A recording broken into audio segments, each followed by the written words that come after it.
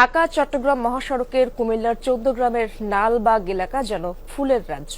ডিভাইডারে বাহারি ফুল আর সবুজের সমারোহ। এ বিষয়ে আরো জানবো আমার সহকর্মী খোকন চৌধুরীর কাছ থেকে। খোকন, সেই বাহারি ফুলের খবর জানাবেন। মহাসড়ক কেমন দেখছেন আপনি?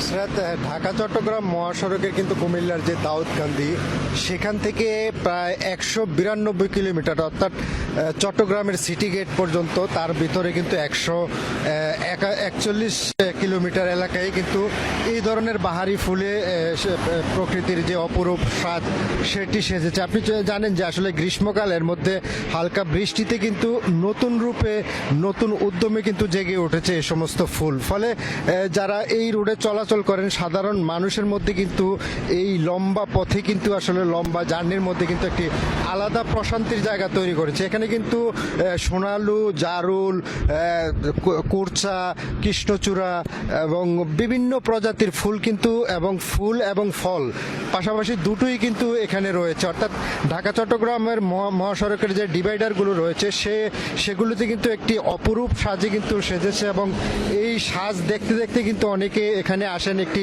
বিনোদনের জায়গা হিসেবেও তৈরি হয়েছে। বিকেলবেলা আসলে কিন্তু এখানে প্রচুর পরিমাণ মানুষের সমাগম দেখা যায়, এবং কেউ কেউ কিন্তু দাঁড়িয়ে এখানে সেলফি তোলেন এবং তাদের কিছু সময় কিন্তু এখানে পার করছেন। ফলে ঢাকা চট্টগ্রাম মহাসড়ক একটি যাতায়াতের পথ ছাড়াও কিন্তু আলাদা একটি বিনোদনের জায়গা হিসেবে কিন্তু আসলে যারা এই রোডে চলাচল করছেন তারা কিন্তু এগুলোকে দেখছেন।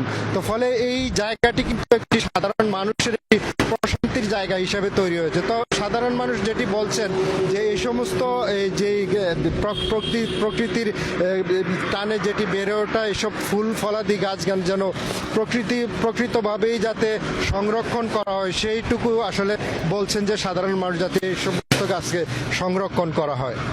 ইশরাত, সকাল সকাল প্রকৃতির সান্নিধ্যে নিয়ে গেলেন আমাদের খোকন, ধন্যবাদ আপনাকে।